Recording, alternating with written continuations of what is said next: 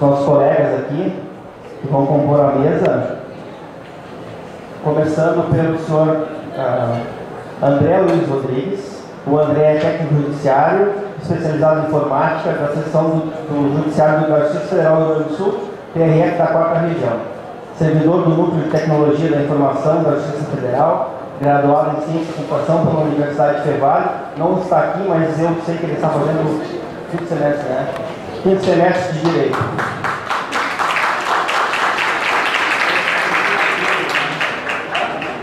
O Davi Piscinini, que é colega oficial de Justiça Avaliador Federal, na Seção Judiciária da Justiça Federal do Rio Grande do Sul, laureado em Direito pela Universidade de Caxias, oficial de Justiça desde 2014, integrante do projeto de informatização do cumprimento de mandados da Justiça Federal do Rio Grande do Sul. O Renato Fernandes Oliveira, colega oficial de Justiça Avaliador do TRF da 15ª Região, pós-graduado em Direito Processual Civil, docente e colaborador da Escola Judicial TRT da 15ª Região, professor de Direito Processual Civil e do Trabalho, no Marrocos, cursos preparatórios para concurso. Também gostaria de chamar à mesa o Tiago Duarte Gonçalves, oficial de Justiça do TRT da 2ª Região, desde novembro de 2012, presidente da OJUSTRA, Associação dos Oficiais de Justiça Avaliadores Federais da Justiça do Trabalho da 2ª Região, diretor da FENAJUF, Federação dos Trabalhadores e Trabalhadoras do PJU e MPU. E por fim, então, o Vladimir Ney Suato,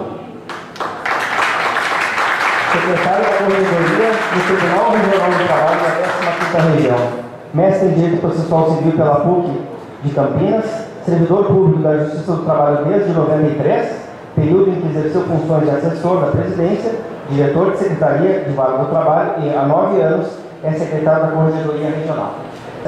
E passo a palavra, então, ao nosso colega Vladimir Mensuato. Olá, boa tarde a todos. Tenho que iniciar aqui agradecendo imensamente o convite da Rosane e da Lília, nossa oficial de justiça lá de Campinas, né, de Campinas, que trabalha americano. E também não posso começar a falar desse trabalho sem lembrar do nosso colega aí que trabalha, o Charles Agostinho, que foi, pelo menos na minha carreira, ele que me fez olhar para esse trabalho dos oficiais de justiça de uma forma diferenciada, a importância que o oficial de justiça tem para a justiça do trabalho, que é um mundo que eu conheço mais de perto, mas ele trouxe, parece que virou meus olhos para isso, e a partir daí nós começamos a implementar algumas mudanças no TRT de Campinas, e tem muita coisa que eu digo e que eu direi aqui, que são ideias do Charles e ratificadas por uma boa parte dos oficiais de justiça lá que trabalham com a gente. Eu coloquei aqui alguns slides para concatenar as ideias aqui, mas a conversa vai ser rápida, porque o importante talvez sejam as dúvidas, né, no final. Na semana passada eu tive a oportunidade de participar de um curso lá em Brasília sobre a lavagem de dinheiro. Não era um curso para aprender a lavagem de dinheiro, para enfrentar a lavagem de dinheiro. Por mais que a gente tenha tido algumas dicas preciosas lá com os doleiros, aqueles doleiros lá que foram presos no Uruguai, a pena deles, uma das cláusulas do acordo que eles fizeram com a população premiada, era dar aula no judiciário, de que ponto chegamos. Eles deram uma aula para a gente do esquema que eles montaram para lavar dinheiro.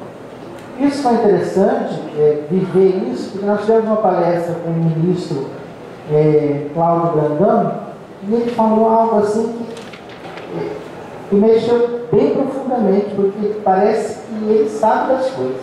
Ele disse que nós temos 2 tipos de devedores na Justiça do Trabalho.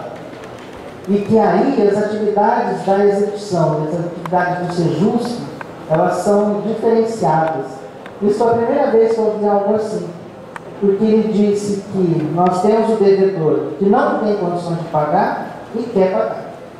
E para esse nós temos as conciliações, nós temos o ser justo, nós temos todo o empenho da justiça para dar um jeito de ajudar essa pessoa a se livrar dessa dívida. E tem um outro tipo de devedor, que é o devedor que desenvolve estratégias para não pagar, para ocultar o patrimônio. E é disso que a gente estava falando lá, que era um curso de como entender a mente criminosa, a criatividade para esconder o patrimônio, né? E aí, ele, em seguida disso, dizendo que há dois tipos de devedores, ele também começou a falar da posição do juiz da execução. O juiz da execução, ele não pode simplesmente entregar uma sentença, porque, nas palavras dele, né, é uma promessa vazia ao cidadão, tá? E que o acesso à justiça é muito mais do que você dar uma sentença. É você realmente dar um resultado prático dessa sentença, é pagar a pessoa, tá? Então, mas por que eu estou falando essas coisas, né? Porque ele entende que o juiz é o protagonista da execução. A gente sabe que uma parte da doutrina que está pensando assim, só da toda a reforma, tá? Ele está falando que temos que ser cães de caça, praticamente, procurando os bens executados, tá? Então, é a partir daí que começa a nossa conversa.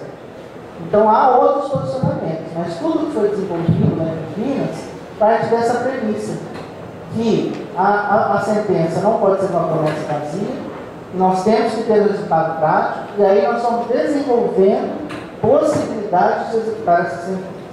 Tá? Então, é a partir daí. Então, se tiver alguma diferenciação de posicionamento até chegar aí, talvez não ache muito interessante daqui para frente, não entenda interessante tudo que é implementado.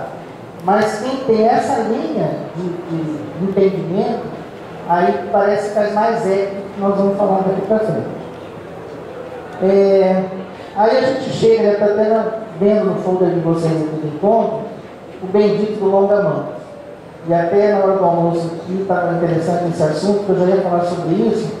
E daí que vem toda a minha admiração como servidor, que não sou oficial de justiça, então eu posso falar dos oficiais de justiça totalmente sem medo de nada, porque eu estou puxando a sardinha do meu lado. E o que eu penso, assim, o meu CPF não é institucional, é que o oficial de justiça, ele realmente é a cara da justiça.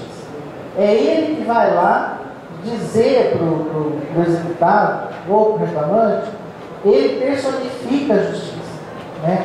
Ele personifica o juiz que disse o direito. Então, não é o juiz pessoa, Zé da Silva, é o juiz Estado, é o juiz que está decidindo de acordo com a legitimidade de uma lei criada pela sociedade. É para ser isso, né? Alguém sábio que diz o que está certo e o que não está, e vai lá o oficial de justiça dizer para a parte, então você está certo, você está errado, que dá seu bem. Então, em tempos de beligerância total, então imagina o risco que o oficial de justiça passa aí na sua empreitada diária. Então, é nessa linha toda que vai toda a admiração da Corregedoria de 1015 com o trabalho dos oficiais de justiça. E por isso que nós temos todo esse acolhimento da função do oficial de justiça e tentamos, de toda maneira, dar o empoderamento, essa palavra está na moda, mas o empoderamento do oficial de justiça para que ele consiga realizar essa sua função. Mas sempre de uma forma profissional, tudo por escrito, tudo normatizado, que é como é a nossa função. Tá? Então, a partir daí, eu começo a história das ferramentas eletrônicas. Com isso tudo posto, o oficial de justiça é aquele que vai representar a cara do juiz, está do juiz na rua, e que vai sofrer as consequências como pessoa física do Estado, né? Que a pessoa está enfrentando o Estado, mas ela está com a pessoa do oficial de justiça. Como nós tivemos um caso terrível lá no 15ª, né? Outro dia lá na Cacete. Então, esse tipo de coisa, é a partir daí que nós falaremos das implementações, tá? Então, sobre ferramentas eletrônicas, eu só trouxe aqui como uma questão histórica. Nós começamos com isso lá em Campinas em 2010. Em 2010 já saiu lá uma norma, um provimento, dizendo que o oficial de justiça tinha que fazer as ferramentas. Então não é uma novidade, isso não foi implementado depois.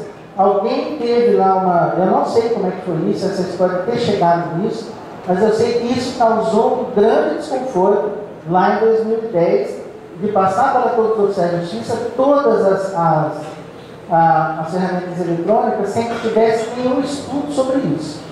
Foi determinado e pronto, vamos ver como isso se ajeita. E o que aconteceu com essa determinação sem muita, digamos assim, sem muito estudo, sem preparação para que isso fosse feito? Nós, em 2012, no CNJ, nós temos um índice de congestionamento de execução de 78,4%. 20º lugar na média nacional. A média nacional era 70%, estava com 78%, 20º entre os 24%, né? E 5º lugar mais elevado do país. Isso aí foi praticamente a mola propulsora para fazer as pessoas, os administradores do tribunal, olharem para esse problema. Como é que nós vamos resolver isso? Porque mesmo que está fazendo ferramenta, na verdade o link aqui quem está fazendo sou eu, porque tínhamos um problema e os oficiais faziam ferramenta. Tá? Como é que a gente ia sair daí? Aí a corregedoria começou a pensar no assunto e não é um insight muito difícil de ter, de perceber que quem é a pessoa mais importante na execução seria o oficial de justiça. Tanto pela qualificação técnica do oficial de justiça, por causa dos concursos, do profissional formado em direito, e também pela experiência do oficial da justiça na rua. Ele sabe quem é devedor, ele sabe quem tem dinheiro e quem não tem dinheiro.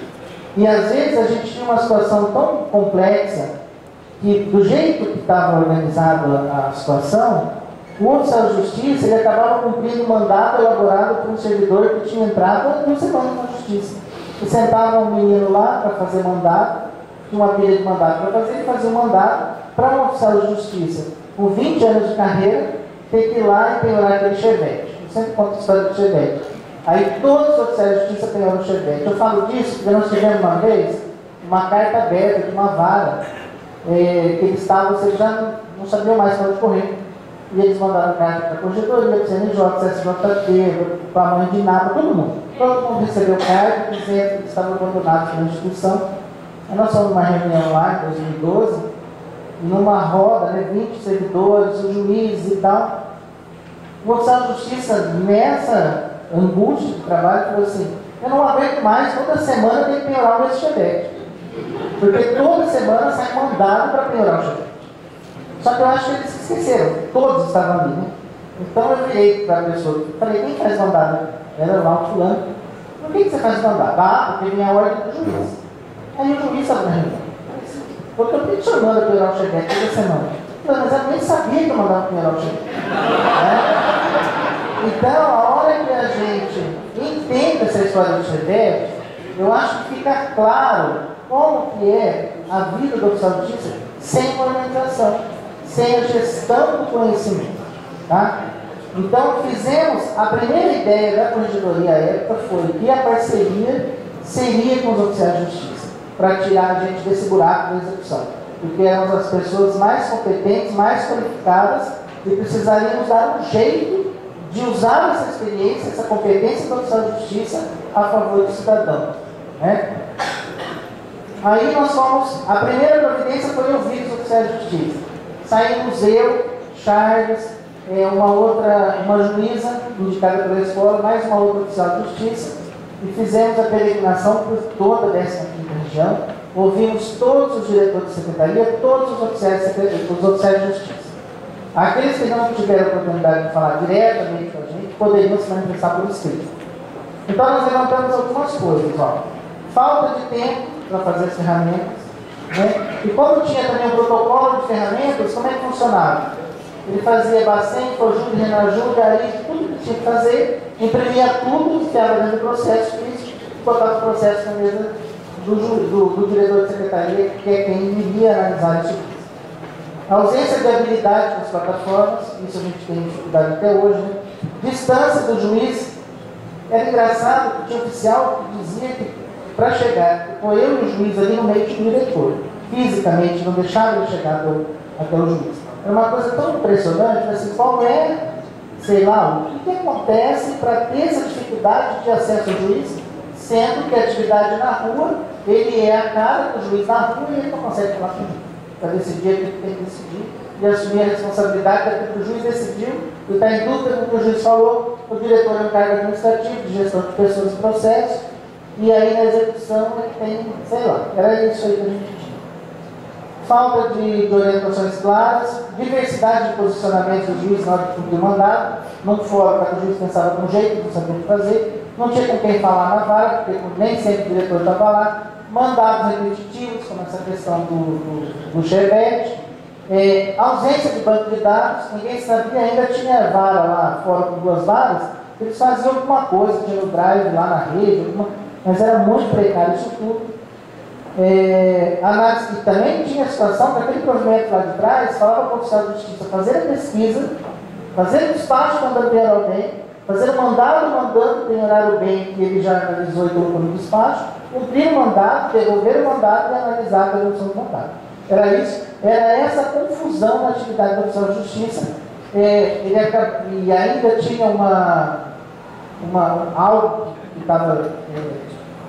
uma ideia que vinha se materializando e com a falta de servidores nas secretarias, o oficial de justiça era uma mão de obra qualificada que poderia integrar as equipes internas da secretaria. Isso estava rolando bem lá. Tá? Então era nessa situação que a gente estava. Aí eu fui fazer correção numa vara, eu conto isso também, que acho que foi junto que nós começamos a entender a dificuldade. A oficial de justiça, ela chegou para mim, ela mostrou, ela tinha uma sala, que era a sala dos oficiais, todos os processos que você citava e não pagava, o diretor mandava para a sala dela. Então ela tinha processos para ela fazer Bacen, Infojur, Renajur, aí ela fazia, depois no outro dia ela voltava, e era uma mini sala de execução. Era essa a situação que a gente vivia lá em Campinas em 2011. Por isso que estávamos lá entre os piores tribunais. Aí nós começamos, então, a partir dessas, só para não alongar muito mais o tempo, o que nós fizemos com tudo isso que ouvimos. Tá? A primeira coisa, a 63 dizia que teríamos que ter a resolução 63 do CJT, que fala da quantidade de servidores e tal. E teríamos que ter 3 oficiais nas varas com mais de 1.500 processos. Tem uma vara em Campinas, tem 3 oficiais. Você pode ter uma, já está perdendo também. Então, com esse argumento que não temos oficiais para fazer tudo o que se deveria fazer por oficial de justiça, foi o diálogo que conseguimos ter com os magistrados. Assim, é óbvio que tem juiz que quer um oficial de justiça na sala de audiência, tem juiz que quer que o oficial de justiça vá intimar diretamente a parte de uma audiência de tentativa de conciliação na execução. Tem tudo isso. É importante? É óbvio que é importante. Quem decide é o juiz, óbvio que é o juiz. Mas, diante do cenário, precisávamos colocar foco na execução. Então, com essa ideia de focar a execução, nós conseguimos atribuir mais foco na execução, tirando atividades que sobrecarregavam os oficiais de justiça. É uma luta até hoje, porque vira e mexe a gente volta. Agora nós tivemos a intimação por aí, tem magistrado mandando pelo oficial de justiça, mas nós estamos nessa luta de temos 10 coisas para fazer, o oficial fazer, 10 atividades. Só temos oficiais para 7, entre as 7 estão todas de execução. Tá? Essa era o mantra que era dito para todos os juízes. Então nós começamos a priorizar a atividade deles na execução, dividimos as secretarias das varas em fase de conhecimento, liquidação, execução e atendimento, para que na fase de execução tenha uma pessoa especializada em atender os oficiais de justiça, ouvir o que os oficiais de justiça estão falando. Tá? A gente chama de orientador da fase de execução. Então já tinha um contato na vara que não é exatamente um diretor, porque queríamos tirar isso do diretor, porque o diretor ele tem que gerir a vara toda. A gente queria uma pessoa especializada dentro da vara em execução, que conhecesse as ferramentas e que coordenasse um trabalho que pudesse. Na verdade, a gente queria que o conhecimento do oficial de justiça fosse transmitido aos servidores internos por meio desse grupo e dessa pessoa que tinha um contato direto com o oficial de justiça. Fizemos uma definição clara também, porque aí, como o oficial de justiça sai fazendo ferramentas, não é bem assim. Nós dividimos entre pesquisa básica e pesquisa avançada. A básica tem o objetivo de buscar patrimônio das pessoas que já estão identificadas como devedoras. Então, dessas pessoas, usamos as ferramentas para buscar bens. E nós temos um outro tipo de pesquisa que procura os devedores ocultos. Essa da lavagem de dinheiro que nós vimos lá em Brasília.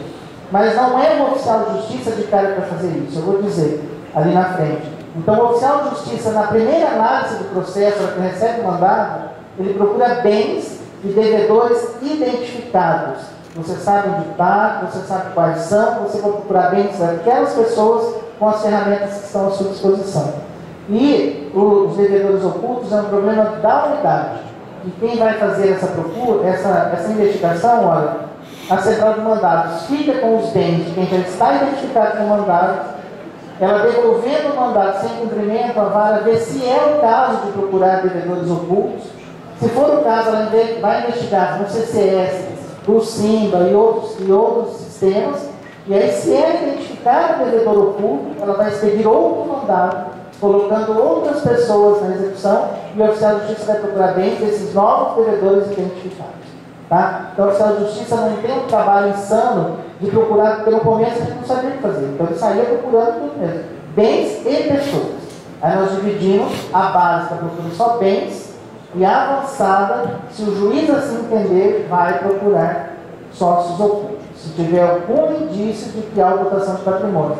É óbvio que isso vem da experiência do oficial de justiça também. Nós criamos um outro meio para ele dar essa informação para a gente, que é o sistema de dados.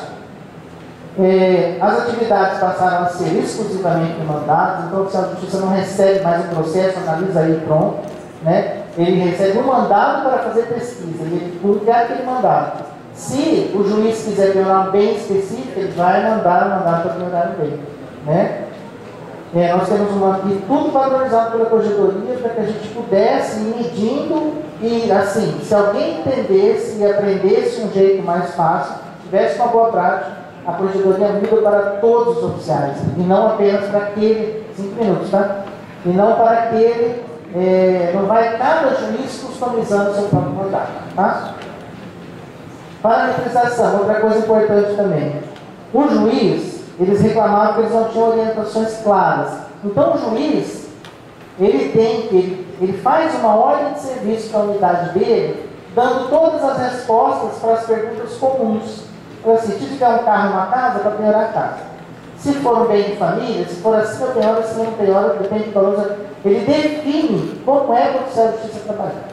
Tá? E com essa parametrização em mãos, que é uma ordem de serviço, o oficial ele está empoderado para cumprir a sua atividade dentro de um nível de poder. Um nível não, tem uma caixinha ali, que ali dentro ele decide o que fazer. Entendeu? E ele participa dessa parametrização. Então ele traz para o juiz as definições que ele precisa antes de sair cumprindo o mandato.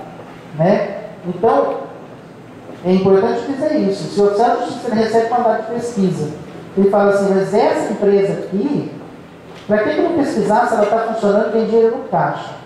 Ele pega o mandado, ele não precisa fazer pesquisa nenhuma, ele vai lá no caixa e pega o dinheiro e pronto. Então, quer dizer, não é que tem um protocolo de ferramentas para ele fazer. Ele tem liberdade para fazer o que for melhor para aquele caso, usando a experiência que ele tem.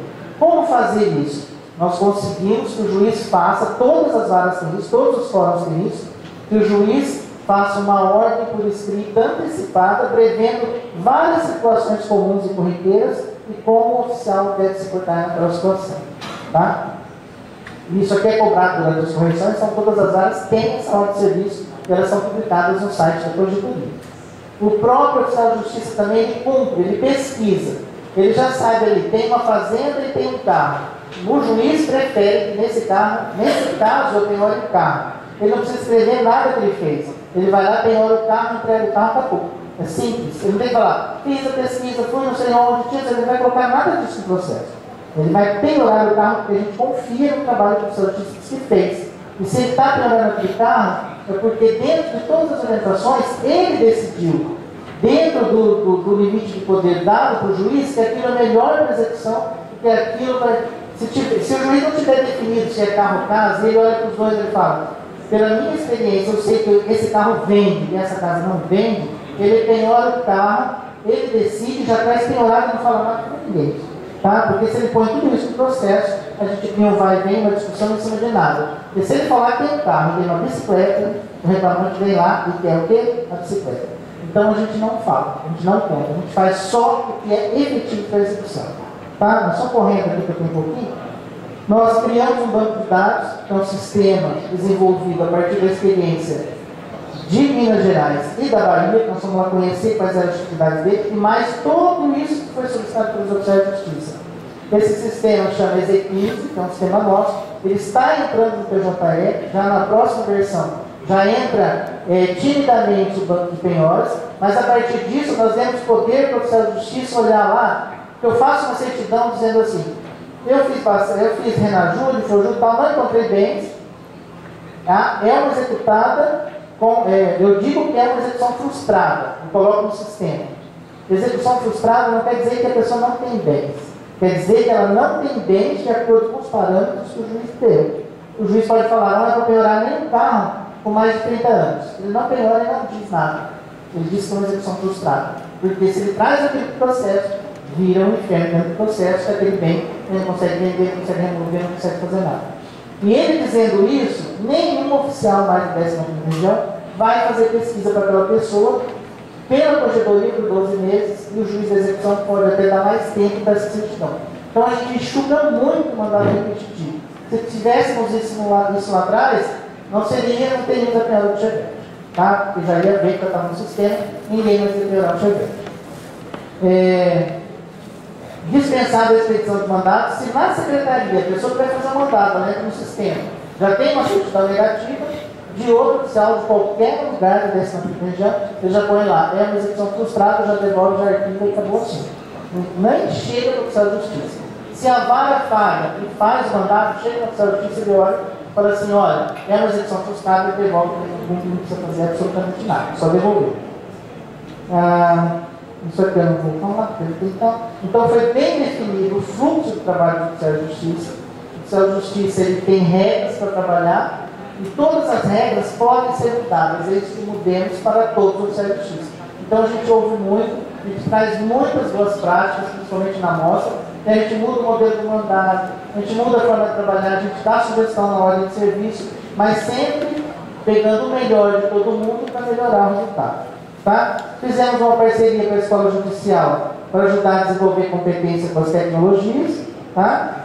E depois de tudo isso que implementamos, até ontem tínhamos os dados de 2017 do CNJ, passamos de últimos para o primeiro entre os grandes tribunais, tá? Na taxa de execução. Isso aí em 2016 e 2017, estamos em primeiro. Aí hoje, saiu o CNJ do ano passado, nós estamos em segundos ali, mas praticamente juntos com o TRT3, que está com 63 e 61. Acho que eu parar de falar, senão vamos tacar uma pedra. Mas estou aí à disposição de vocês, depois vocês querem falar comigo aí mais detalhes sobre toda essa mudança. Tá bom? Muito obrigado.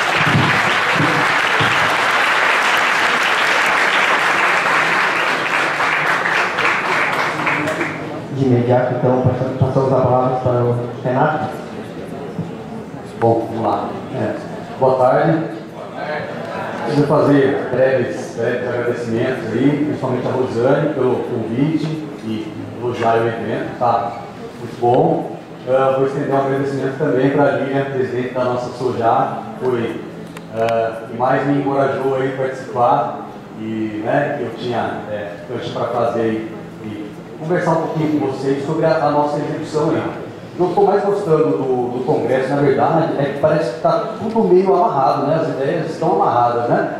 Eu preparei alguma coisa, pode ver que eu preparei algo até meio singelo, um papel aí, com canetas, mas quando o pessoal vem subindo e falando durante o Congresso e tudo mais, por exemplo, hoje, o que o Humberto comentou aqui com a gente, a palestra dele foi bem bacana, oficial, acho que deve estar mais ainda. Mas eu aproveito para dizer que eu concordo com quase tudo que ele falou, praticamente tudo, na verdade, e que ele está trabalhando, pelo menos no TRT 21, muito próximo daquilo que a gente tem feito lá no TRT 15. Então, eu não vou falar das mudanças, o Vlad já falou muito bem, aliás, como foi, não deu tempo de falar tudo, mas falou como foi essa introdução com parceria com os oficiais, ouvindo o que os oficiais tinham para dizer. Vou falar para vocês, talvez deva ter uma curiosidade, sobre o dia a dia, como eu lido com esse cumprimento do mandado, agora que eu recebo esse mandado, como é que eu me porto para fazer o cumprimento, tá? Mas eu vou aproveitar para falar que eu acho que é o mais importante, da nossa postura de oficiais, da nossa relação com tecnologias, né? Foi falado muito aí de robô, não foi? De parte de robô, de tecnologia, aplicativos. E a única coisa que não é que eu discordo, que um pouquinho a gente vai além do que o Humberto falou aqui, uma hora ele falou assim, olha, nós temos hoje as ferramentas tecnológicas.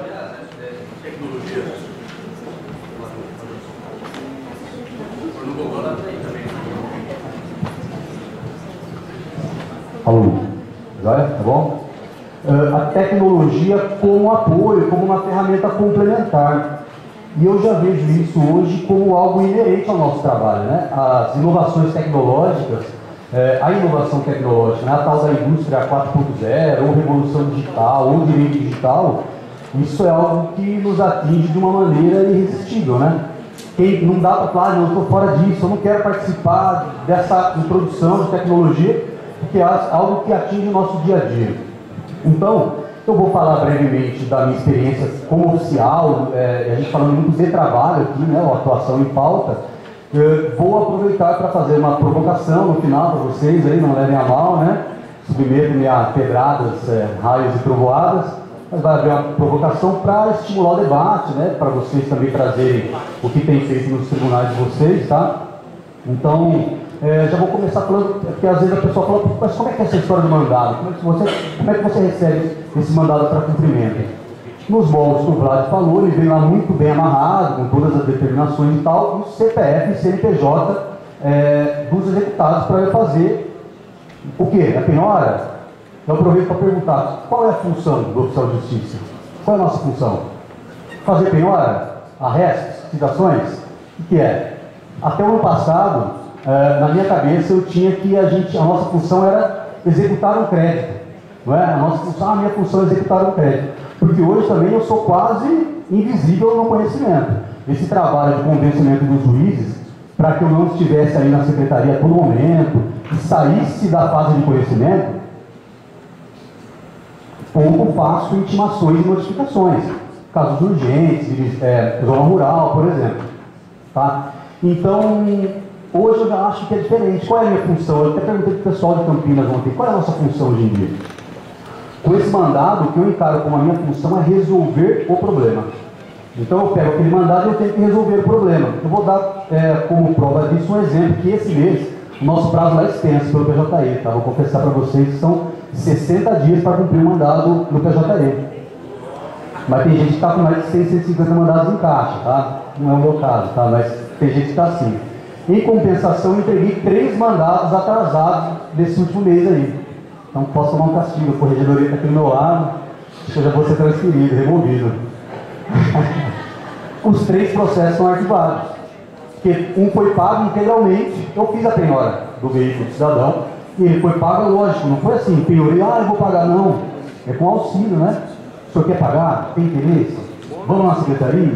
Já fiz guia de depósito? Já fiz guia de depósito para pagar. Fez o pagamento. Os outros 2 nós encaminhamos para um acordo na conciliação. Ele falou disso também, né? O Humberto, que ele faz curso de conciliação e tal. Eu não fiz a mediação eu mesmo, mediação. A gente tem um projeto lá na Vara do Trabalho, que é a Vara de Rio Claro, a gente fez até apresentamos como boa prática na corregedoria, eu saio com datas prontas lá de mediação.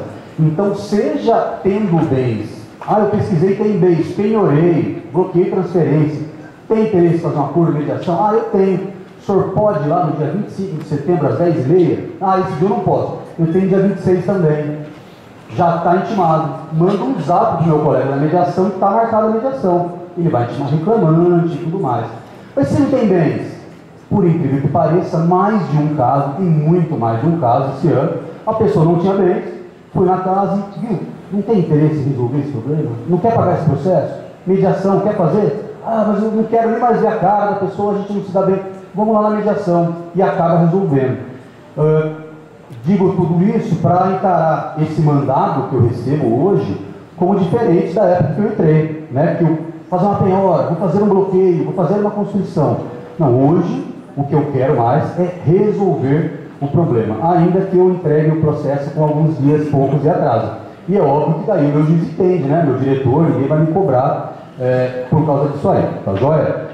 É lógico que esse nosso modelo não se pretende ser um modelo para ninguém, eu acho, né? Quem adotar, achar cabe ou não, o nosso tribunal ele tem umas características que não são exclusivas, mas que marcam muito o nosso tribunal, que é a pulverização de varas pelo estado inteiro.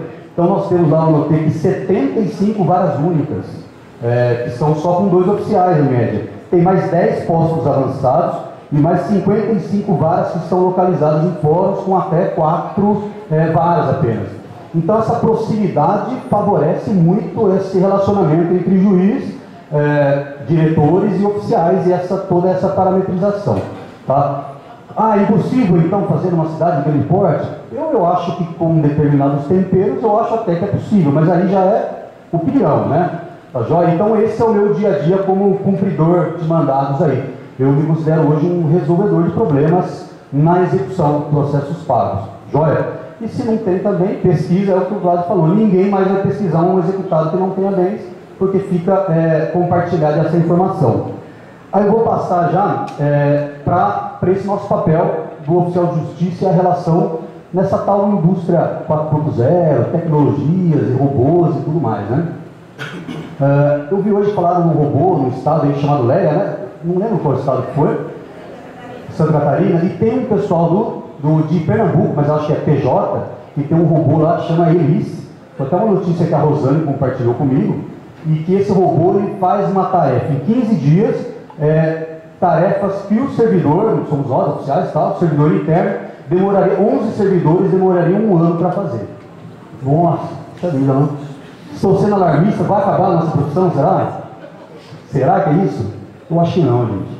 Acho não, né? Eu tenho a plena convicção de que não. Porque o robô é programado para fazer tarefas específicas e muito simples. Tarefas chamadas aquelas autômatas, não é? Então o robô ele pode mesmo me ajudar muito, por exemplo, numa avaliação, dizendo que naquele setor onde eu trabalho, onde eu faço avaliações, por exemplo, o preço do metro quadrado ou está instável ou subiu e que aquele preço é determinado, X. Mas será que ele pode me dizer que aquele lugar, aquele imóvel é residência do executado? E por isso pode ser declarado bem de família?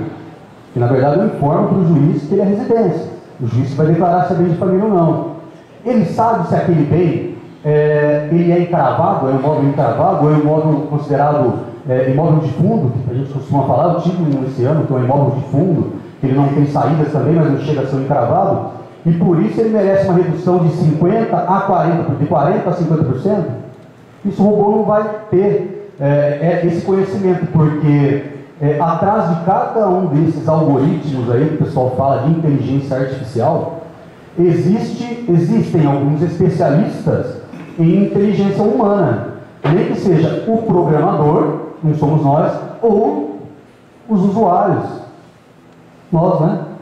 Alguém é um pouco mais especialista em inteligência humana do que nós, e ainda mais oficiais de justiça, não é? Com tudo isso que já falaram, né? De eu chegar no lugar e a pessoa falar, como é que ele disse lá? Olha, eu sei que você não tem nada a ver com isso e tal, né? Essa sensação, essa sensibilidade de penhorar um terreno ou um imóvel. Vou aproveitar até para falar, eu estive semana passada em Brasília também no TRT10, teve um encontro lá, muito legal, indico para os tribunais que não compareceram. E o que eu mais gostei da atividade lá, a recepção, aliás, foi calorosíssima, foi bem bacana. O que eu mais gostei foram as rodas que nós fizemos de debates. Tinham vários oficiais, eu procurei já ficar com alguém que eu não conhecia, né, para a gente já trocar bastante ideia. E vinha algumas questões lá, por exemplo, dificuldades que a gente tinha lá no tema. É bem bacana isso aí, foi proveitoso, mas a maioria dessas questões acabaram não aparecendo para mim, por exemplo, no meu trabalho dia a dia. Não é crítica nenhuma, é óbvio que a gente trabalha em sistema. Porque se vem lá um mandado para um oficial penhorar o imóvel X, eu percebo que essa pessoa fica com a mão amarrada e não pode pegar um terreno, por exemplo, com um valor menor, com uma execução bem menor. Como é que eu vou fazer? Eu informo o juiz, daí você, por exemplo, desobediente. No nosso caso, eu posso escolher se eu quero o terreno ou se eu quero esse imóvel aí. Então, essa valorização, nós ocupamos um cargo aí que é de extrema importância, e não só isso. O nosso concurso é difícil, a remuneração, salvo a indenização de transporte, é bacana, não é isso? A indenização de transporte está defasada. Então, eu acho que nada mais natural do que puxarmos essas atribuições mais complexas e de inteligência, e não quer dizer de ser inteligência, né? Inteligente, pesquisas, inteligência humana mesmo, para nós, sob pena de ficarmos aí obsoletos. Se deixarmos essa função de análise de processo, isso, minha opinião, tá, gente?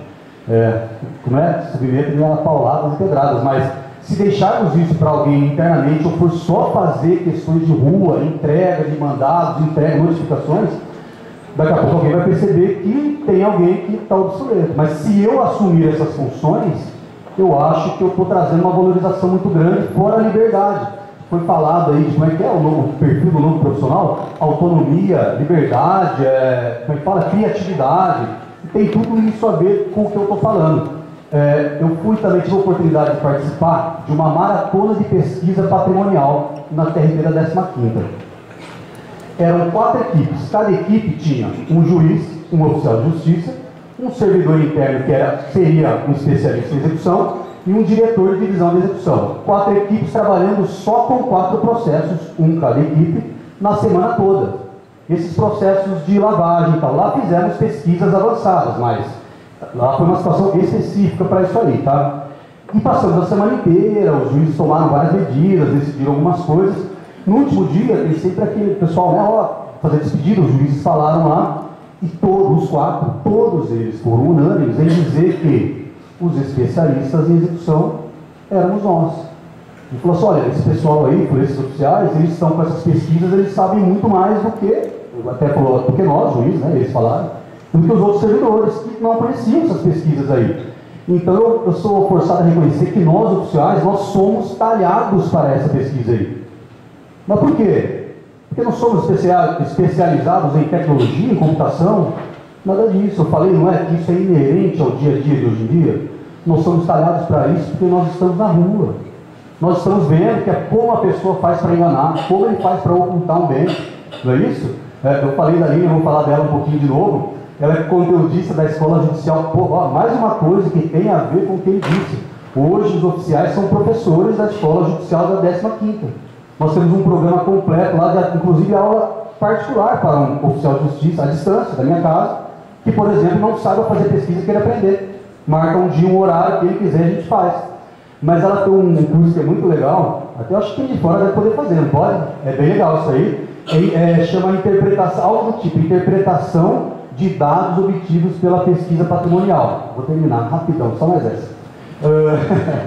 Esse curso é muito bacana. E quando a gente foi fazer esse curso, é um EAD, à distância, então tem troca de mensagens e tudo mais. E lá também, muitos juízes comentaram, falaram, viu, vocês estão falando de algumas pesquisas que eu nem imagino que vocês faziam isso aí. E os servidores também. Então, acho que tudo isso para reconhecer que eu acho mesmo que nós somos talhados para isso, tá? Aí só para terminar, tem algumas coisas que eu ia falar, mas não vai dar certo. E eu ia falar também assim, o único caminho, segundo especialistas, é uma palestra que eu assisti de um procurador de trabalho chamado Luiz Fabre, e o cara, crânio, assim, muito bom, ele falou, olha, o único caminho para trabalho na indústria 4.0, revolução digital, é o conhecimento. E nunca ele esteve tão, não só ao nosso alcance, como podemos assumir essa função de protagonistas. O doutor Alexandre falou aqui, né, da participação dos oficiais nas escolas judiciais do tribunal. É isso que nós estamos fazendo lá com essa parceria aí de corregedoria e escola judicial. Legal, pessoal? Então acho que é isso aí. E acho que, para terminar, prometo, não podemos encarar tudo isso aí como um luto, né? Olha, está chegando a tecnologia, eu vou me aposentar, vou aproveitar que eu estou aqui em Gramado, vou curtir os últimos momentos e tudo mais. Mas não, como um momento de renovação, de pegar esse domínio disso tudo aí e a gente tocar esse barco como protagonistas também da execução, principalmente aí. E a provocação, não sei se vai dar tempo de vocês falarem, é para vocês verem aí, sei lá, avançamos de sinal, nós, 15ª, estamos indo longe demais, estamos sendo, nossa, vai ignorar sem ordem específica, ou não sei, estamos aquém, vocês já têm alguma prática que está indo além do que a gente, mais vanguardista do que a gente tem procurado fazer, ou algo diferente para acrescentar. Então acho que a provocação, na verdade, é bem leve. Agora?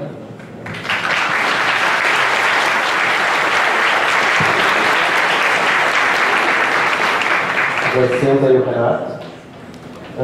E passamos agora a palavra ao Tiago Duarte Gonçalves, os colegas de saúde de justiça aí da segunda região. Olá, gente. Boa tarde. Eu vou levantar porque eu estou exatamente no ar-condicionado aqui na frente do ar, além da rinite. Eu tenho que ficar aqui, além do problema da rinite, estou com frio. Então, só para ajudar, se precisar ficar melhor, eu posso ficar lá também. Mas assim, eu venho trazendo uma experiência ruim da Aljustra, agradecendo a Sojaf Rio Grande do Sul e a Sojaf pelo convite, mas uma experiência ruim lá no TRT da segunda região, né? Sobre a forma como foi implementado as ferramentas eletrônicas. E aí eu dividi um pouco que eu pretendo aqui com vocês em 4 pontos. O histórico das ferramentas eletrônicas na federação e na Aljustra, né? O que ocorreu no TRT da segunda região, né? E aí nem todo mundo sabe qual que é o estágio lá. Quais são os problemas do que ocorreu, que a gente identificou antes, que a gente está identificando agora, e por fim o que queremos, enquanto Aljustra e enquanto segmento oficialato ali na região, né? Enfim, sobre o histórico das ferramentas, nós lá na Aljustra, e essa construção da evolução tecnológica, de uma certa forma de você pegar atribuições e não deixar, né, o pessoal mais antigo fala, na época não existia o bacinho, eu ia até o banco, né? E aí a partir do momento que existe o bacen, você não precisa mais fazer essa movimentação, o bacen acaba substituindo e tudo mais. Então nós nunca tivemos uma posição enquanto associação, enquanto segmento lá, necessariamente refratário, né, ao uso das ferramentas, essa questão, e foi uma construção um pouco dos encontros nacionais. O pessoal brincava com o avanço de tecnologia, reclamar do avanço de tecnologia, que vale reclamar que amanhã vai chover, né? O que você pode fazer que amanhã vai chover, ou que o sol vai nascer, quer dizer, algumas coisas que fazem parte do planejamento. Então que a gente precisa olhar esses avanços e ver como nós, como oficiais de justiça, temos condição de interferir nisso, né? Apesar dessa posição, nós, a Aljustra, nunca reivindicamos, enquanto associação, fazer as ferramentas eletrônicas formalmente. Teve um episódio do assassinato do Francisco Ladislau, no Rio de Janeiro, com o Pio Mandado, que a gente fez o requerimento sobre o Infoseg, especificamente porque o Infoseg era uma coisa que tinha relação com a segurança dos oficiais de justiça, né? Não sei se todo mundo tem acesso hoje ao Infoseg, hoje no nosso caso lá é facultativo, mas ele ajuda um pouco a você saber o histórico da pessoa, se a pessoa tem porte de arma, se já teve alguma questão criminal, enfim, você consegue ver a foto da pessoa. Então, porque às vezes a pessoa, você vai lá, a pessoa fala, né, eu tô lá, não, o Thiago Duarte não mora aqui, pô, a pessoa respondendo, né, e aí na hora você já sabe, não precisa nem esperar o documento e tudo mais. Então, fruto daquele momento, a gente fez aquele requerimento, mas assim, não tinham necessariamente uma coisa de associação na época, acho que foi 2014, né, ou 2015, que o Francisco foi assassinado, a associação pedia. A gente fez esse requerimento específico sobre o Infoseg. Muito bem, em 2015, aí o que aconteceu no TRT da segunda região? Já passando para o segundo ponto. Primeiro, começou o processo de PJE antes de 2015, né? O PJE ele vem no processo de substituir, então antes você ia para os plantões, chegava, os mandatos estavam lá, né? E com o PJE começou a mudar já isso, né? Você teria que expedir o seu mandado, no caso, os oficiais, na hora de devolver os mandatos, você tinha um ritual, e o PJE até hoje, para você ter uma ideia, o TRT da segunda região foi o último, né, a receber o PJE atualizado, agora 2.4. 2.4 foi agora, esse final de semana. Inclusive está um caos lá, né? Ninguém consegue trabalhar direito. Então assim, mas aí veio o processo do PJE e em 2015 veio as ferramentas eletrônicas, né, vieram as ferramentas eletrônicas para nós, oficiais de justiça. Nós fizemos uma assembleia, né, e a decisão da assembleia, uma assembleia de quase 100 pessoas ali, os colegas e tudo mais, foi na posição assim, ó, dentro dessa linha, ó, gente, a portaria que veio não é boa, tem seus problemas, mas o foco não seria lutar contra as ferramentas eletrônicas, é ajustar o que está sendo colocado. Então foi de 2015 a 2017 foi um processo de adaptação, né? Quais eram as nossas críticas na época, que algumas foram absorvidas? Eram várias, mas era o fato de generalizar para todos os oficiais de justiça fazer, e há uma diferença, às vezes, de acesso à tecnologia, de aptidão. Então, pessoas que aceleraram sua aposentadoria na época por causa disso. Isso aconteceu, a gente perdeu colegas por causa dessa movimentação equivocada de distribuir para todo mundo. É uma coisa que na nossa avaliação tinha que ficar com um grupo específico de oficiais, né? E tinha outras questões também, problemas desde o mandado multitudinário que a gente chamava, né? Os mandados, você fazia as ferramentas durante 2 anos, você fez as ferramentas, todas as ferramentas você fazia, e depois você, oficial que fez as ferramentas, começava a cumprir. O problema é que às vezes aquela sua pesquisa não estava na sua região, né? Então você começava a redistribuir para os colegas que eram de outra região. E o mandado prazo de devolução, que é, sei lá, de um mês aproximadamente, um pouco menos até, virou um prazo de devolução de 4, 5, 6 meses para o mandado, porque o mandado começava a girar, né? Um carro está aqui, outro carro está ali, aí se tem 2 bens imóveis, qual que é o bem que penhora, enfim. E de 2015 a 2017 houve um processo da corregedoria, e isso nós reconhecemos, apesar de ela não ter feito o grupo de trabalho que a gente gostaria formal para se debater isso, mas a corregedoria na época, a gente fez reuniões e ela foi assimilando algumas críticas, porque estava dando errado, né? Entre as críticas foi que assim, a gente fez, quem é lá da Justa sabe, a gente fez um curso para as ferramentas eletrônicas na época, bem mequetrefe, gente, bem mequetrefe. Imagina um curso só para falar que está fazendo curso, assim, né? É isso. E, assim, não capacitou de uma certa forma nós ali que estávamos recebendo, que tínhamos características diferentes, gente que tinha acabado de entrar no tribunal, gente com quase 40 anos de tribunal, para fazer essas ferramentas.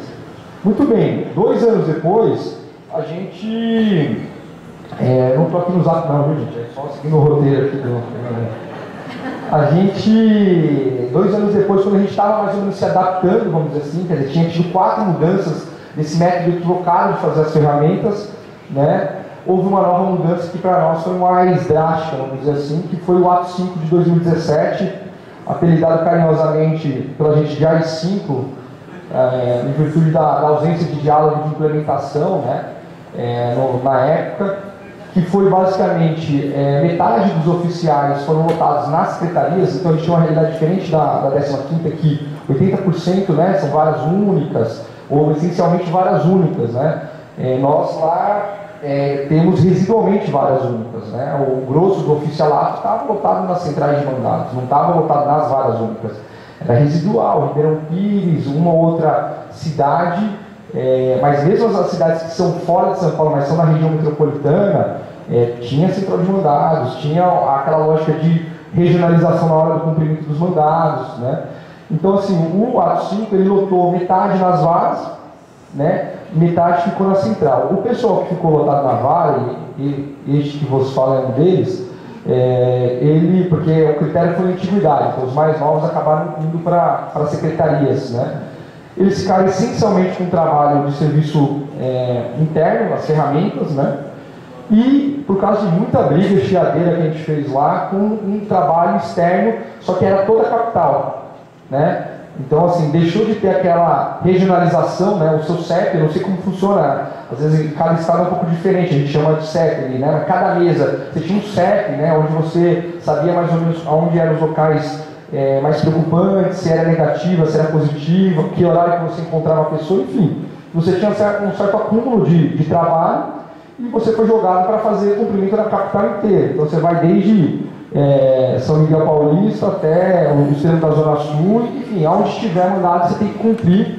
E a nossa briga era para que tivesse. Por quê? Porque a gente estava percebendo que o tribunal estava fazendo uma movimentação para receber os oficiais na vara como se fosse um servidor interno, literalmente falando. E a gente não tinha problemas com as ferramentas do ponto de vista de princípio, mas também a gente não estava com disposição, vamos dizer assim, para fazer um serviço interno que os colegas faziam já, né? A gente tinha uma carreira, concurso, enfim, tinha todo um procedimento que a gente se submeteu então essa coisa de ter uma parte de mandados para fazer internamente, para fazer externamente, foi uma reivindicação nossa, mas é isso, eles acabaram, até por causa da indenização pelo esporte da GAI, né? Havia uma preocupação de que houvesse questionamento futuro de um TCU, se a HI fosse mantido e você não tivesse mandado para fazer, porque gratificação de atividade externa, não tendo atividade externa para fazer, cá entre nós não faz muito sentido, né? Ou muda logo a gratificação, né? O caráter da gratificação não faz muito sentido, então a gente visualizou isso, né? Ó, futuramente um TCU pode questionar, tudo mais, então a gente precisa, claro que a gente não falava, por vezes falava até abertamente isso daqui vai trazer uma redução salarial, remuneratória para a gente, e a indenização de transporte. Então, foi feita essa mudança, a gente diagnosticava problemas nessa mudança com relação à isonomia dos oficiais de justiça. Então, quais são os problemas que a gente identificava, né? Isonomia entre os oficiais de justiça, então a diferença de trabalho entre o que a gente chamou de oficial de primeira classe e oficial de segunda classe. Cada secretaria tem uma dinâmica muito própria de trabalho, só na capital são 124, então tem colega que vai uma vez por semana, uma vez por quinzena, tem colega que tem que ir 3 vezes por semana, na dinâmica além dos cumprimentos de mandado na rua, né? A questão da execução, esse sempre foi o debate, assim, mestre que a gente fez, né? Vamos dizer assim, que ó, isso daí vai dar problema na execução, o tribunal vai ter problema com relação aos dados de eficiência da execução. Até perguntei para o colega, porque eu sabia o último número do tribunal, o TRT da segunda região, ele foi um processo de decadência, né? Ele era um dos tribunais melhores na taxa de execução há 4, 5 anos atrás. E nesse processo de transferência equivocada das ferramentas na forma como foi feita e lotação dos oficiais nas vagas, o prazo de devolução dos mandatos ficou muito grande e a piora nos resultados da execução. Hoje o TRT da segunda região é o pior TRT do Brasil, dos grandes tribunais.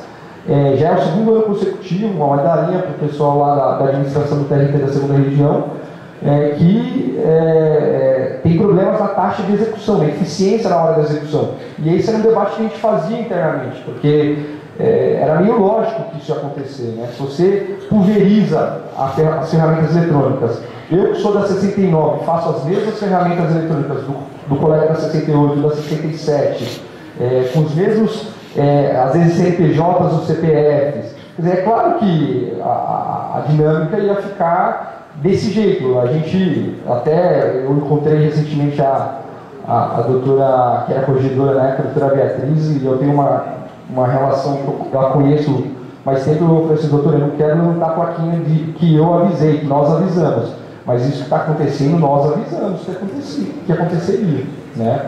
Então, assim, esses problemas são esse serviço essencialmente interno, que com a ausência de nomeação de novos concursos, de novos servidores, técnicos, analistas, oficiais, há uma pressão cada vez maior para os oficiais fazerem outras, dentro das secretarias, né, outras funções que não a das ferramentas eletrônicas. Então a gente sabe, colega, que atualiza cálculo, dependendo do lugar, né, colega que se deixar, assim, está despachando e está fazendo sentença de embargo de execução, né. Então, assim, a gente está acompanhando isso meio que secretaria a secretaria, porque é engraçado, porque antes o que a gente era contra, e a gente continua contra o ato 5, hoje que a gente entrou dentro da secretaria, vira o parâmetro mínimo, porque aí a gente fez toda uma greve, né? O oficialato, gente, desde 2015 é o único segmento que teve greve na nossa categoria, o PJU. Teve no Distrito Federal, na questão da indenização do transporte, há 2 anos atrás, e tivemos nós, uma greve de segmento de condições de trabalho, depois do STF ter decidido que seria corte de pontos. Então é uma greve muito específica. Então toda essa movimentação fez com que algumas coisas que eles estavam querendo implementar não foram exatamente o que eles queriam. E a gente usa hoje de parâmetro, né? Então o diretor fala assim, fica aqui com a minha senha de diretor e tudo mais. A gente, não, o ato 5 aqui não permite, mas na verdade a gente quer derrubar o ato 5, a gente quer que o ato 5 de 2017 caia, né? Volte todo mundo, e aí para finalizar a minha parte, né? O que queremos enquanto ao justo agora, nesse próximo período? Nós estamos, a nossa referência que a gente vem trabalhando, apesar da diferença dessa coisa da quantidade de varas únicas, né, que é grande para o TRT da 15ª, mas é o pessoal da 15ª, né, na taxa de execução, né, na taxa de eficiência na execução. Então isso para a administração é caro.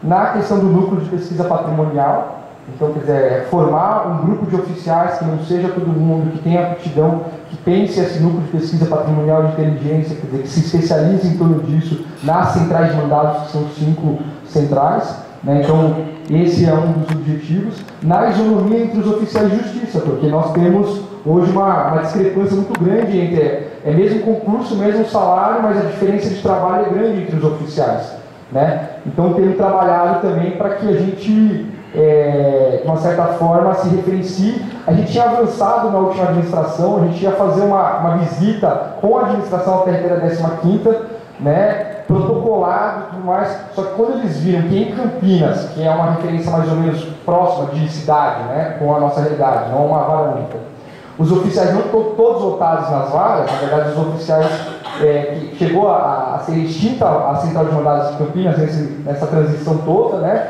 e aí voltou, não estão todos votados, aí eles recuaram na ideia de pegar o modelo de Campinas, porque eles não querem hoje, e aí é uma luta contra a magistratura também, porque quer ter o seu oficial próprio, quer um oficial para ser chamado de seu, não importa se a taxa de eficiência da execução não está dando certo, essa é a questão. Então a gente tem uma briga com a magistratura, com a Matra, nesse sentido de voltar todo mundo para a central de mandados, ter uma maior isonomia, ter uma união novamente entre os oficiais, porque essa coisa de oficial de vara e oficial de central, gente, pode parecer besteira para quem não tem essa realidade, mas isso trouxe um racha dentro dos oficiais lá internamente, que, como o cobertor é curto, muito trabalho, muitas licenças de saúde, em virtude dessas posições erradas da administração, aumentou a taxa de licença de saúde.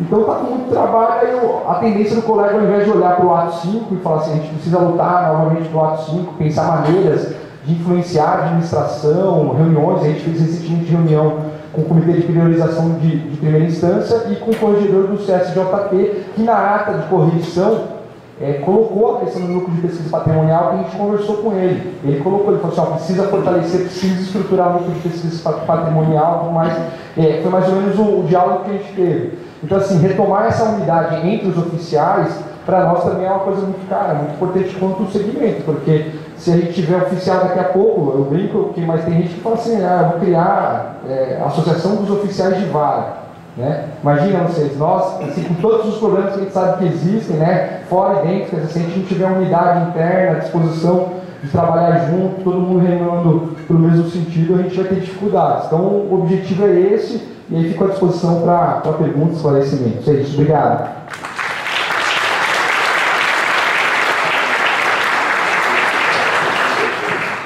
Davi, boa tarde, colegas. Prazer estar aqui com os demais painelistas.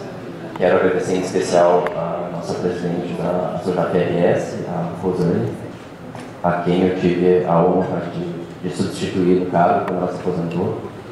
Então, muito obrigado pelo convite. E eu fui convidado por ela para falar brevemente da minha rápida experiência com as novas tecnologias, né, com o uso, o cumprimento de mandados com o uso das novas tecnologias, em especial do WhatsApp, né? Porque essa ferramenta ela está de tal forma difundida na nossa sociedade que praticamente todo mundo tem, né? Independentemente de idade, de classe social, de gênero, qualquer outro critério, ela está amplamente difundida. E isso veio muito em nosso favor para agilizar o trabalho, para facilitar, para otimizar. Isso pode parecer até um pouco uma questão já vencida, já debatida pelos demais colegas, porque muitos tribunais, inclusive o TRT, aqui do Rio Grande do Sul, que é praticamente nosso vizinho de porta ali da Justiça Federal do Rio Grande do Sul, já tem essa questão, o TRT já tem essa questão regulamentada já há um bom tempo, né? E a Justiça Federal do RS ainda não. E desde que eu entrei como oficial, eu já vislumbrei, isso em 2014, vislumbrei como essa ferramenta podia nos auxiliar no cumprimento dos mandados, né? Então, mesmo sendo uma base legal da parte da instituição para fazer o uso do WhatsApp, eu comecei com intimações simples, assim, intimar o autor da ação, sobre a audiência, sobre a sentença. Com o passar do tempo, eu também fui vendo que essas intimações tinham um caráter tão efetivo quanto qualquer intimação pessoal, que a gente colhia a assinatura do mandato, do papel. E com isso eu fui ganhando mais confiança e fui abrangendo outros atos processuais, né? Claro, nenhum ato podia gerar nulidade, né? A citação criminal, por exemplo, nunca cheguei a fazer por temeridade de uma futura alegação de nulidade, né? Mas intimação de testemunha cível, eu vi que estava tudo certo, fui acompanhando as intimações pelo processo eletrônico, vi que a testemunha compareceu sem problema, daí fui para a testemunha criminal, fui para a criminal, e hoje eu já estou mais, passei da casa das centenas das intimações feitas por WhatsApp, e até hoje eu só tive 2 retornos negativos, de 2 testemunhas, por sinal, e que eu tive que regressar e fazer a intimação delas, da nova audiência, pessoalmente. E nos 2 casos, eu até pedi esclarecimento para a testemunha que houve, porque eu quero saber se, de fato, a intimação por WhatsApp teve alguma questão que tenha influenciado a parte não livre ou não. E o que eu vi é que a primeira testemunha disse que tinha se enganado a data da audiência, e a segunda testemunha tinha medo de pôr na frente do réu, então ela tentou se esquivar, assim, ficou sabendo da intimação, mas não queria pôr na frente do réu. Então, nesses 2 casos, não foi uma intimação pelo WhatsApp que mudou o curso do processo, que fez, que alterou a presença das partes ou não. E com isso, então, eu tenho, até hoje, eu tive um retorno muito positivo do WhatsApp. Eu vejo quanto isso facilita para mim evitar e fazer várias diligências no mesmo endereço, quando consegue resolver isso rapidamente. Na verdade, eu como não tenho base legal, né, pela instituição pela JFRS, para fazer essa intimação, eu ligo para a parte do contato, ou eu ligo para ela. Eu até questiono: tu prefere ser intimada pessoalmente, para a sua residência e entregue o mandado, ou prefere via WhatsApp? A maioria responde que é indiferente, e quem diz que prefere alguma coisa, prefere sempre pelo WhatsApp. Ninguém nunca referiu que preferiria isso, preferiria ser intimada pessoalmente. Tá? Então as pessoas estão bem abertas, o público, nosso público está bem aberto a esses novos métodos de comunicação processual. E também me chegou aos ouvidos, uma vez que estava conversando na vara criminal, que a primeira intimação de audiência que eu fiz para um réu comigo foi recebida com muita estranheza pelos servidores da vara. Como assim? O Sérgio está fazendo intimação por WhatsApp agora? E isso também, obviamente, foi levado pelo diretor da vara ao juiz, e a professora dele foi: bom, vamos ver o que vai acontecer. E no final deu certo, porque o réu compareceu à audiência, as testemunhas também, a audiência correu normalmente. E com isso, então, eu fiquei mais tranquilo, até porque com isso a gente consegue fazer com que os nossos demais colegas, os juízes, se acostumem com essa nova forma de comunicação. Até porque o direito, ele é muito resistente, né, à mudança. A Justiça Federal também, eu sinto ela mais presa à formalidade da Justiça do Trabalho, ou mesmo a Justiça Estadual, pela carga, pelo volume de trabalho muito intenso. Não se dão esse luxo, né, de estender formalismos. Então, acho que compete a nós fazer com que a justiça, o poder judiciário, acompanhe as mudanças, faça uso delas em nosso proveito. A tecnologia, né, ela é um trem sem freio. E quem não acompanha as mudanças é atropelado por elas. Né? Não só eu tenho essa experiência com o WhatsApp, mas eu também faço parte de uma comissão, há cerca de um ano ela foi montada pela direção do Foro da Justiça Federal do Rio Grande do Sul para informatizar o cumprimento do mandado. Com isso, a proposta da direção do Foro é extinguir o mandado físico, que tudo seja feito com o tablet, com o celular, e nós colhamos a assinatura da pessoa diretamente no celular, tiramos fotos, um modelo de certidão mais mais prático, assim, para conseguir, se precisar tirar foto, certificar na hora e já diminuir o tempo entre a diligência e a certificação. E eu tenho prazer de compor essa comissão junto com o André. Também não vou falar muito mais para não roubar o não roubar o espaço de fala dele. Muito tempo, porque nosso tempo é curto, né? E então, já para concluir, eu quero dizer que, se por um lado muitas das nossas funções possam ser desempenhadas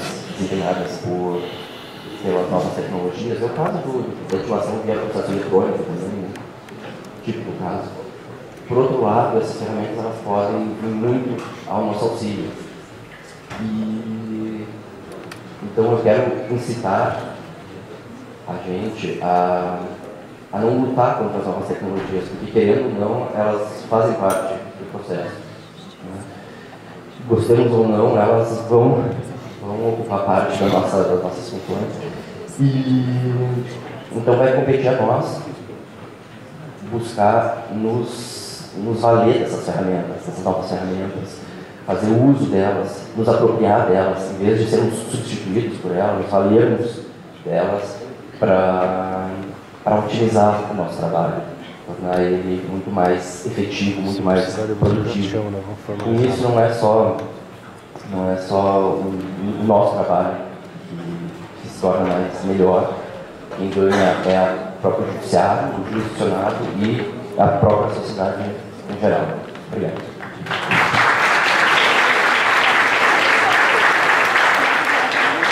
Obrigado, Davi. Agora, então, passamos a palavra para o André.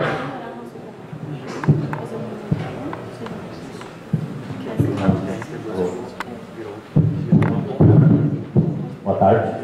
Boa tarde. É um prazer estar aqui. Eu agradeço o convite da Associação, inclusive da Rosane, pelo convite. É um prazer estar aqui para apresentar o nosso projeto. Me senti lisonjeado pelo convite com o pessoal.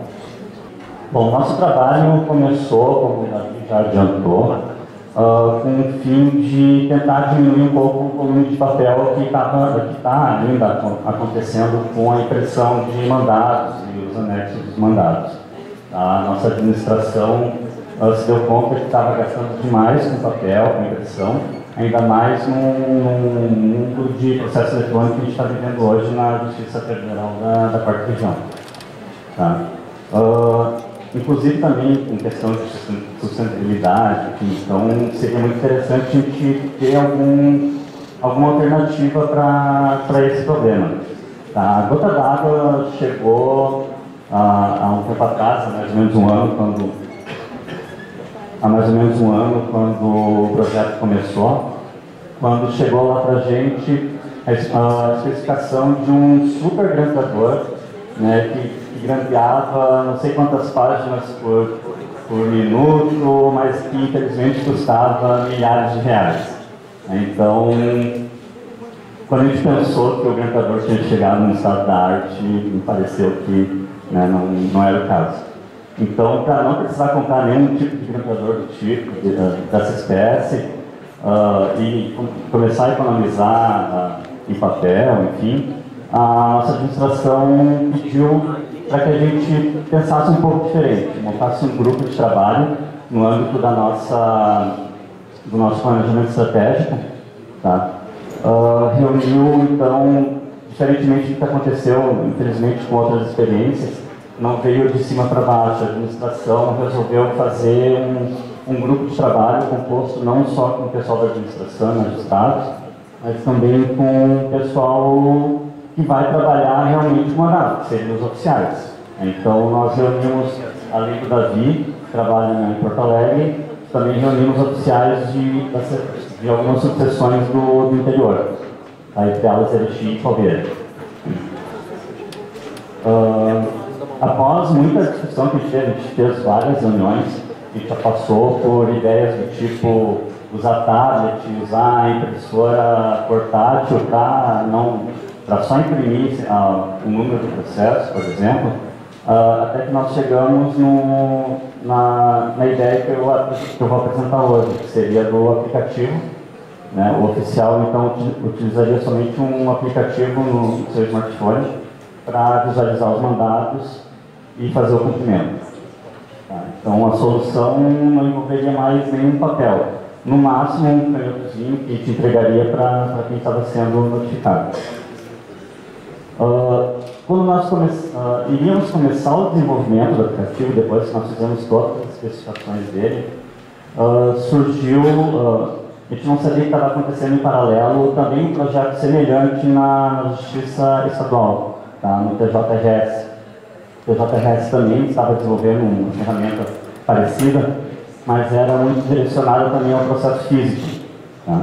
E como lá eles estão agora implementando o processo eletrônico também, casualmente o EPROC da JF da 4ª Região, nós decidimos trabalhar em conjunto.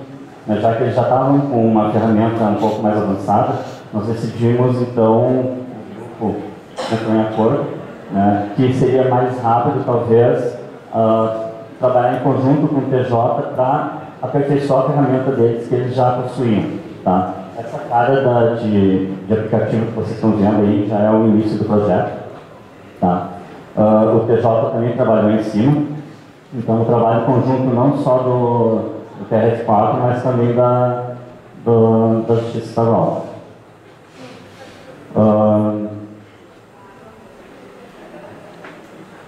Eu vou passando algumas telas aos pouquinhos, vou apresentar algumas vantagens que esse nosso aplicativo tem, que ainda está desenvolvendo. Tá? Ele ainda não está na rua como oficial, apesar de a gente já ter feito alguns testes com os oficiais, ele ainda não foi para a rua, tá? Ele ainda está em desenvolvimento, então ainda está em fase de testes. Algumas vantagens que nós vimos para utilizar o aplicativo seria, então, como eu já falei, distinguir completamente o papel. Tá? O mandado seria visualizado no aplicativo, assim como os anexos e o próprio processo. Tá? O oficial, com esse aplicativo, ele sequer precisaria ir para a central para pegar o mandado, justamente porque ele é totalmente eletrônico. A devolução do mandado ele se daria também diretamente pelo aplicativo. Então, assim que o oficial devolve o mandado, ele já gera um evento no processo, sem precisar devolver a central, para depois a central devolver para a vara. O aplicativo também ele possui modelos, né? Então, durante a diligência, o oficial pode utilizar esses modelos e alterar eles conforme o caso. Uma coisa muito interessante também aqui seria a definição de rotas. O aplicativo ele sugere rotas para o cumprimento. Então, o oficial ele seleciona quais os mandados que ele quer cumprir e o aplicativo já sugere uma rota para ele. Ele também pode juntar, aqui está aparecendo ali em cima, mas ele também pode juntar no ato do cumprimento, ele pode juntar fotos, pode juntar áudio, tá tudo ao mesmo tempo. Essa é uma telinha do cumprimento. Aqui nós temos também a indicação das urgências.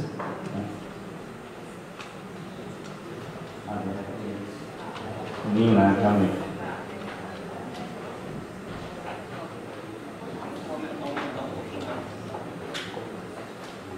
Bom, mas aqui, por exemplo, nessa tela aqui é uma das telas principais do sistema, do aplicativo. Agora sim. Tá. Ali fala a quantidade de mandatos que o oficial tem para cumprir e dividido também por urgências. Nós convidamos as subseções do interior também, porque lá eles têm muita dificuldade de conexão com a internet. Então, dificilmente o oficial vai no interior do estado e vai conseguir cumprir ao mesmo tempo o mandado.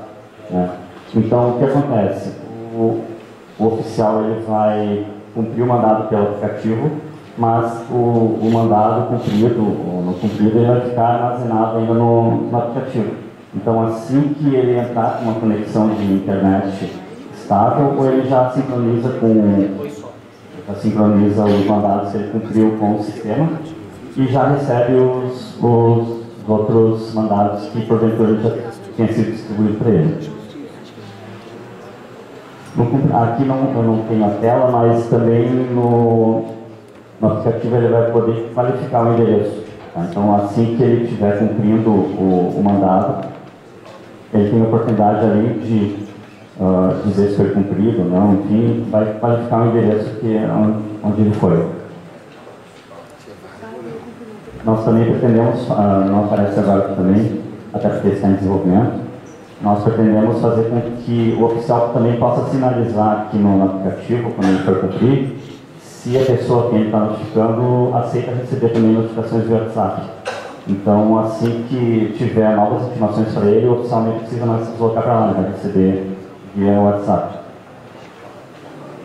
Bom, o estado atual hoje do aplicativo está bem no início, né? Tanto é que não foi para a rua ainda, então a gente não teria dados aqui ainda para mostrar como ele está operando. Mas o interessante é que o trabalho está sendo feito em conjunto, não só verticalizado, como ocorreu em alguns projetos, mas os oficiais estão participando conjuntamente do projeto. Então, todos esses pedidos que eu listei aqui estão sendo já contemplados no desenvolvimento do aplicativo.